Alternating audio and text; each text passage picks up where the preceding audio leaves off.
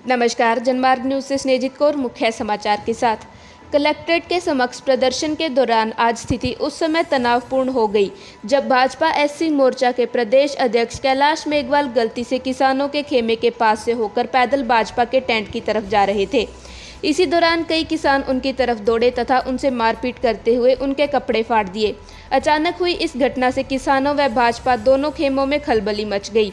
मौके पर पुलिस ने हल्का बल प्रयोग कर झगड़ा कर रहे लोगों को अलग अलग कर दिया। कैलाश मेघवाल दरअसल गलती से गंगा सिंह चौक पर किसानों के टेंट में आ गए थे।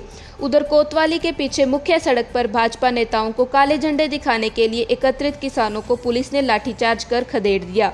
किसानों ने पुराना अस्पताल के सामने लगाई गई बैरिकेडिंग को भी तोड़ दिया। कई देर तक हड़कंप की स्थिति रही। मौके पर मौजूद भारी पुलिस बल ने स्थिति को संभाला।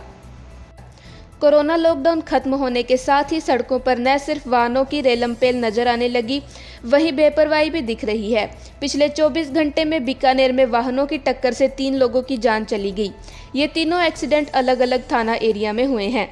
पहला एक्सीडेंट शोभासर में हुआ, जहां सड़क किनारे चल रहे मोटरसाइकिल सवार को एक ट्रेलर ने टक्कर मार दी। ट्रेलर का पता भी नहीं चल सका कि वो किसका था और कौन चला रहा था। बाइक सवार को ट्रॉमा सेंटर पहुंचाया गया, लेकिन तब तक उसने दम तोड़ दिया था। उसके भाई भगवाना राम ने इस आशय का मामला दर्ज करवाया है। उधर छत्तीसगढ़ में दादा पोता साथ जा रहे थे कि पोते को एक पिकअप गाड़ी ने टक्कर मार दी। दादा भंवर खान अपने पोते राजू खान को लेकर पीबीएम अस्पताल पहुंचते, लेकिन उसकी मौत हो गई। अब पिकअप चालक के खिलाफ एफआईआर दर्ज करवाई गई है। एक अन्य दुर्घटना बज्जू एरिया में हुई, जहां जग्गासर गांव के पास एक 10 चक्का ट्रक को लापरवाही से चलाते हुए चालक ने बाइक सवार को टक्कर मार दी। इस बाइक पर 2 युवक सवार थे, जिसमें एक की पीबीएम अस्पताल में इलाज के दौरान मौत हो गई। युवक पंजाब के मुक्तसर का रहने वाला था। जिला कलेक्टर एवं जिला मजिस्ट्रेट जाकिर हुसैन ने कहा कि राष्ट्रीय सुरक्षा सर्वोपरि है। सभी सुरक्षा एजेंसियों, पुलिस प्रशासन का सुरक्षा को लेकर सभी का महत्वपूर्ण भूमिका है।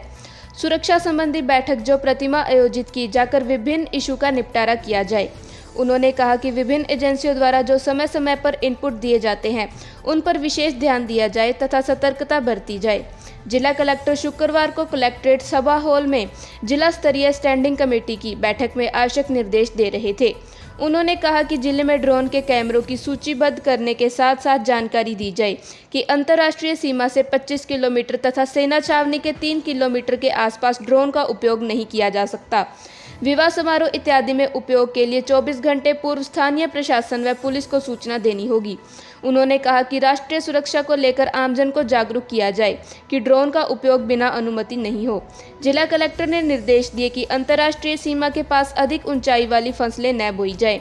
उन्होंने कहा कि बीएसएफ, स्थानीय पुलिस, राजस्व व कृषि विभाग संयुक्त रूप से एक जागरूकता अभियान चलाकर किसानों को बताए कि राष्ट्रीय सुरक्षा के लिए लगभग 2 फीट ऊंचाई वाली फसलें ही सीमा क्षेत्र के पास बोई जाए, जिससे सुरक्षा एजेंसियों को निगाह रखने में आसानी होगी।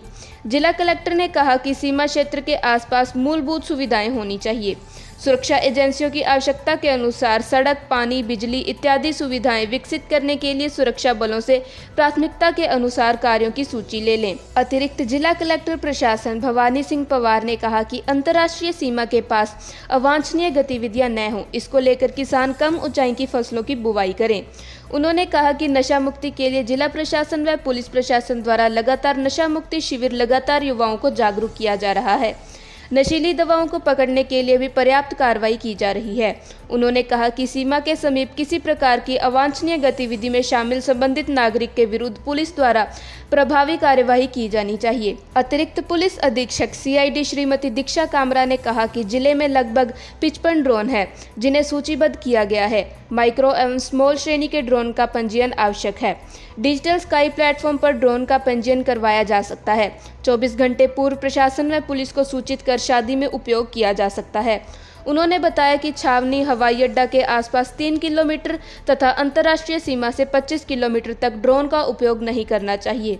मुख्य कार्यकारी अधिकारी अशोक कुमार मीना ने सीमांत क्षेत्र विकास योजना के तहत बीएसएफ द्वारा करवाए जाने वाले 6 लंबित कार्यों की टीएस जारी करने तथा 2 पेयजल परियोजनाओं का कार्य बीएसएफ को देने पर चर्चा की।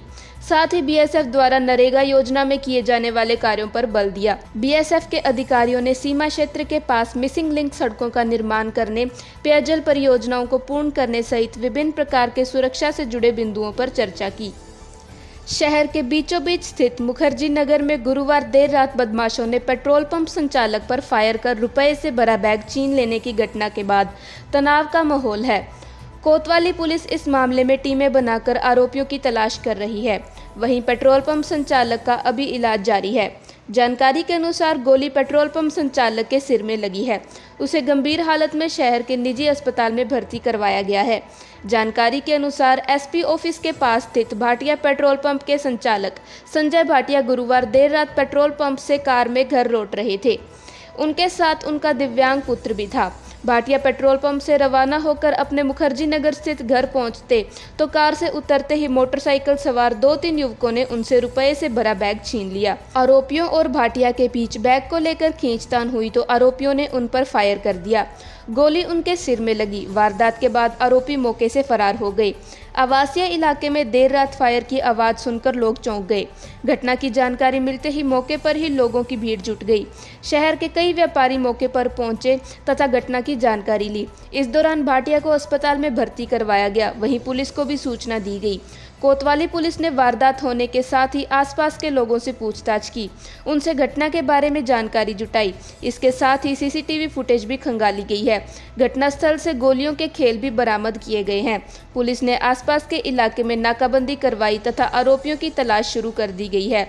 कोतवाल गजेंद्र सिंह जोधा ने बताया कि इस मामले में पुलिस टीमें बनाई गई है तथा सीसीटीवी फुटेज भी खंगाली जा रही है। शीघ्र आरोपियों को गिरफ्तार किया जाएगा। उन्होंने कहा कि इस मामले में किसी ने मुखबिरी की गई लगता है, जिस कारण हर एंगल से इस मामले को जोड़कर जांच की जा रही है।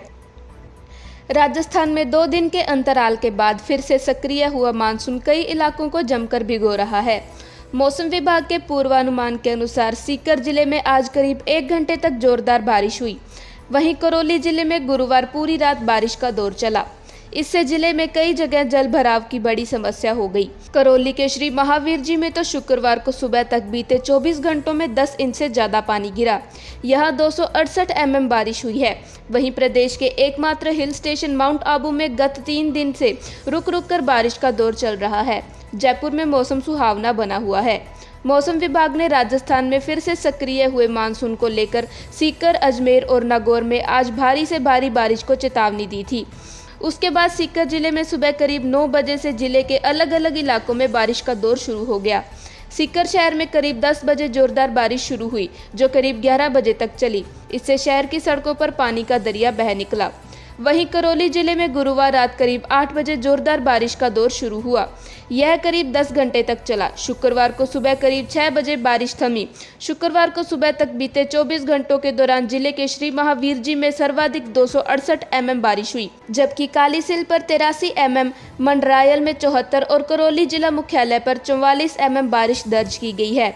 बारिश से श्री महावीर जी क्षेत्र के बझेड़ा, बंगो, टोडूपुरा, कोटरी कोटरा, पालनपुर, मोठियापुरा सहित कई गांवों व आसपास के इलाकों में जबरदस्त पानी भर गया। करौली के टोडा भीम क्षेत्र में हुई भारी बारिश से कई घरों में भी पानी घुस गया।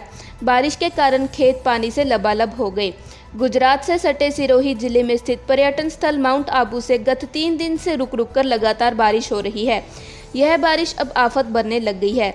बारिश के कारण माउंट आबू के पोलो ग्राउंड में पेड़ गिरने से 5 गाड़ियां चकनाचूर हो गई और 2 लोग घायल हो गए। बाद में नगर पालिका के कर्मचारी मौके पर पहुंचे पेड़ों को काटकर वहां से हटाने की मशक्कत में जुटे हैं।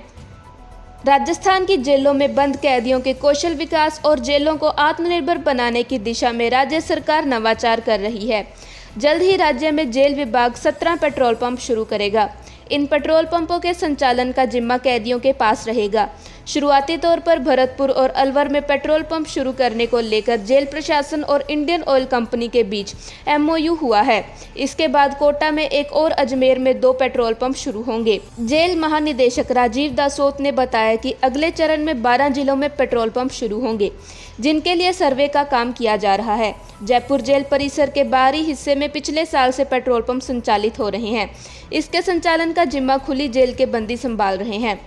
इस पेट्रोल पंप पर प्रति माह 10 लाख रुपए का कारोबार हो रहा है। जेल परिसर के बाहरी हिस्से में खुले पेट्रोल पंप पर वाहन चालकों की बढ़ती आवक और बंदियों के कौशल विकास से जेल प्रशासन उत्साहित है। दासोत ने बताया कि पेट्रोल पंप शुरू करने से बंदियों को रोजगार मिल रहा है। जेल की 4 दीवारी से बंदियों को खुली हवा भी मिल सकेगी। उन्होंने बताया कि पेट्रोल पंपों के संचालन से होने वाली आमदनी का उपयोग जेलों में सुविधाओं को बढ़ाने के लिए किया जाएगा। उन्होंने बताया कि जेलों में कई तरह के नवाचार किए जा रहे हैं। कोटा सेंट्रल जेल के कैदी न्यूज़लेटर निकाल रहे हैं। कैदियों द्वारा लिखे गए आर्टिकल न्यूज़लेटर में प्रकाशित किए जा रहे हैं।